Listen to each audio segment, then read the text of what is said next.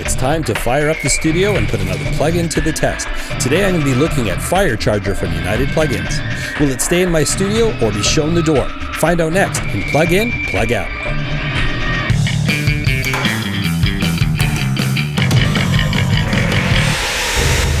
Hey there, I'm Dan, the Lonely Rocker. Thanks for joining me for Plug In, Plug Out. This is the series where I take a look at a plugin, put it through its paces, and then decide if it's something I'm going to keep or toss out.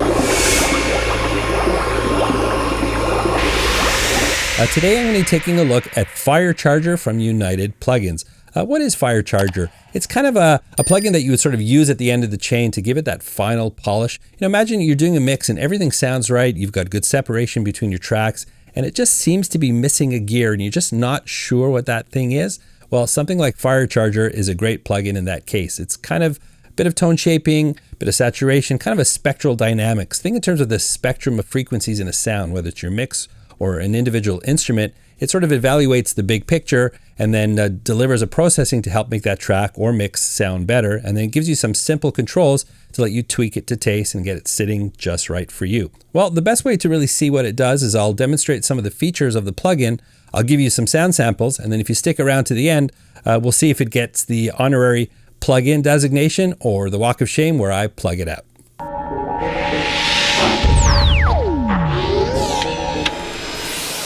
Okay, so I'm going to walk you through some of the features of the plugin. It's actually quite simple. Now, for those of you that have never used a United Plugins plugin before, specifically from this the FireSonic team that actually makes FireCharger, there's a very algorithmic nature to the plugins. And that means it's designed to respond to the material that it's being fed, provide a kind of processing, and then give it back to you. And then, as I said, there's some simple controls that allows you to tweak that processing to get it sounding just right for you. Now, typically with that algorithm, there's a feature or a dial within the plugin that activates that algorithm. And in this case, it is the charge dial. The plugin says that it's designed to create energy and clarity in your track. So whatever that means, or that dynamics processing that it's doing, it's activated by the charge. So I'll give you kind of a listen to it, but I'm going to have to sort of follow that with a little bit of an explanation.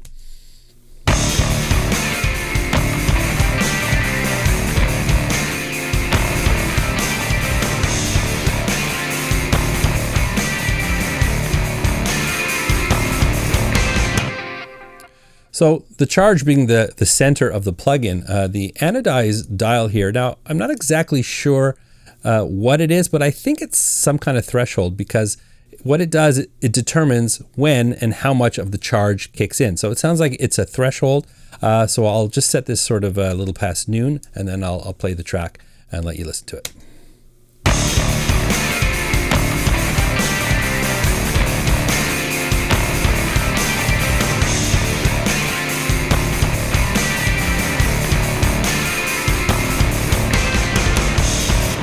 So you could definitely hear that more of that processing is kicking in the higher that I set that value. But the fact that it is more than likely dynamic, mean it's not just sort of a flat setting, it's just giving you more or giving you less. It just becomes more sensitive as you crank up that dial.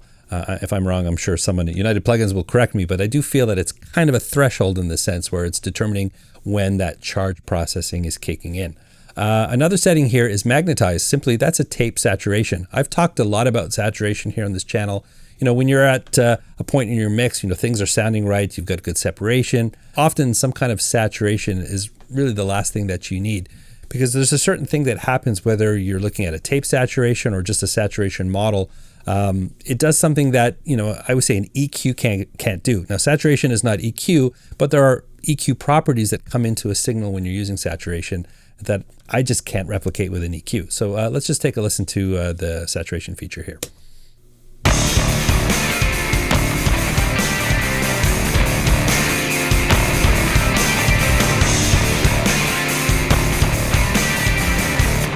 So you can immediately hear that, a little bit of air coming into the track and a little presence and clarity in the top end, but we're not losing any bottom end. So that's really what saturation does, and it's nice that it's included here in the package.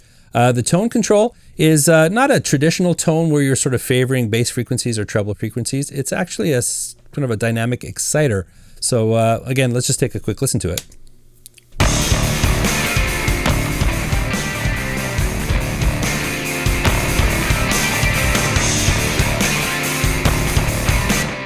So definitely as you turn it down, you are rolling off some top end, but you notice as I crank it up that I'm not really losing bottom end. I mean, I'm getting an overall, again, some more clarity and dynamics in that signal, but the bass frequencies are just becoming more present, but they're still very much there. I'm not dialing them away. So that's more of an exciter than a traditional tone control. We've got standard input and output settings, so you can control the signal coming into the plugin, and then output, you can treat it kind of like a makeup gain, a gain stage, whatever you want to call it. But if you want to compensate for any volume loss, or if you want to just use it as a gain stage and give your signal a little boost, you can do that with the output. That's pretty much it. It's a pretty simple plugin. Why don't we take a listen to FireCharger and a few examples that I've prepared. All right, in this first example, I want to take a look at the bass guitar. The bass can be tricky sometimes because, it's down there fighting with the kick drum, but it has characteristics that go beyond just bass, certainly having some presence that doesn't compete with other instruments in the mix. But having a bass guitar more present while still sitting where it needs to sit is always a trick, and having a plugin like FireCharger certainly helps to bring out sort of that prominence presence of the bass. So what I've done here with the plugin, I've got charge set to about 2 o'clock, put a bit of tape saturation. Well, I'm almost around the 50% mark.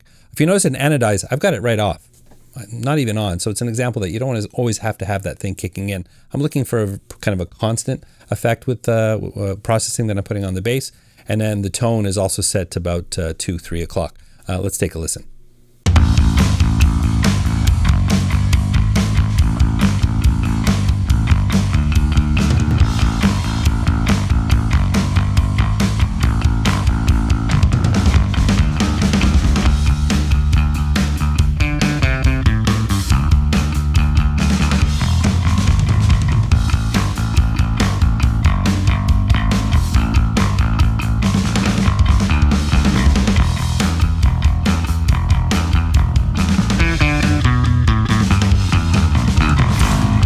Next example, I want to take a look at guitars. If you're multi-tracking your guitars, it can be tricky sometimes if you want them all to be audible in your mix. In this case, I've got two kind of obnoxious distorted guitars that are fighting with this clean guitar with a delay on it. So I'm just going to show you the guitar tracks here. But what I wanted to do is sort of bring that clean guitar up without really dominating and sort of fighting with those distorted guitars.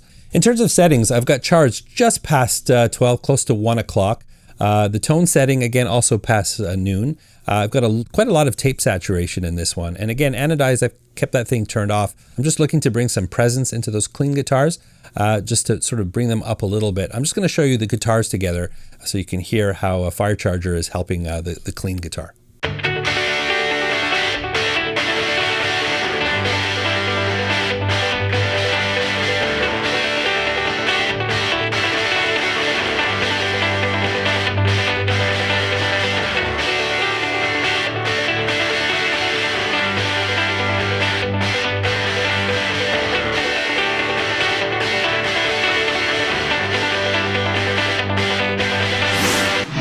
In this last example, I want to show you FireCharger and how it can work well on your master bus, sort of for that last little bit of cleanup and polish. I've got charge sort of just a bit before noon. The tape saturation, or magnetize as they call it, about 1 o'clock. A bit of the tone, again, just before noon in there, just to brighten up a little bit. And in this case, I am using the anodize feature, and I've actually got it cranked pretty high. But if you notice that the dry wet signal sort of backed off at about 4. Let's take a listen.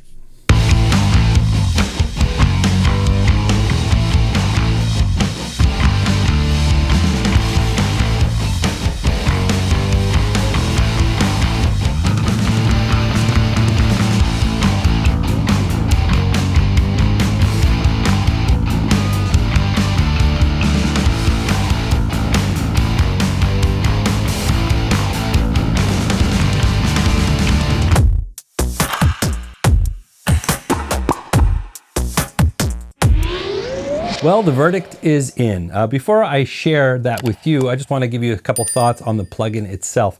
It's an interesting plugin. It's certainly very useful, that last lap, that last little bit of finishing. As I said, I went through that curve of learning how to mix, and often I was really happy where the mix was in terms of balance and hearing all the different instruments. Everything seemed to be in the right place, but was something missing, and I'd go and tweak EQs, and then it would be like a domino effect, and I'd be back to the beginning again. It was a big mess. So, when your mix is sounding good and you're just looking for that extra level, this is the type of plugin that you'd want to consider in that case. If you're early in your plugin purchases, I mean, certainly, compressors and EQs, those are the things you need to master before you start messing around with a plugin like this. One, if you want to call it a con, and not really criticism, but these sort of fancy names, anodize and charge, they're sort of not really explaining exactly what they're doing. I know there's some mixers that really want to know and have really direct control on anything that's going to alter their signals. But once I got to playing with it a little bit, then I started to understand more what it was doing. It didn't really bother me anymore.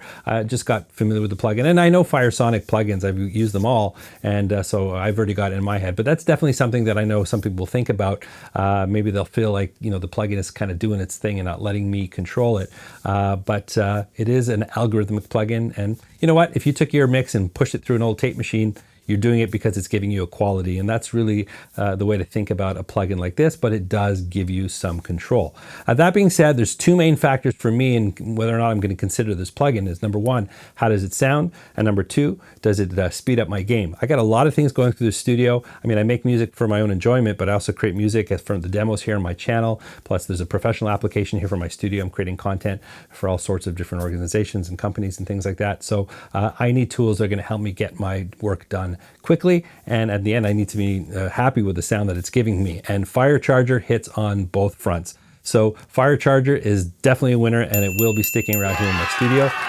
For you, if it's for you, the best way to find out is try before you buy. United Plugins offers free trials on all their plugins. I'm going to put a link in the description below, so make sure to grab a copy, and if you do try it out, I'd love to hear thoughts about it. Just drop that in the comments. Well, if you like this video, nothing says thank you more than hitting that subscribe button. It doesn't cost you anything, and it encourages me to make more content. Certainly you can hit the like button and ring that notification bell so you can stay up to date with everything that I'm doing. If you really want to support this channel, I am on Patreon. Links to everything that I discuss, well, I put them in the description below. And most importantly, I hope I'll see you again in another video.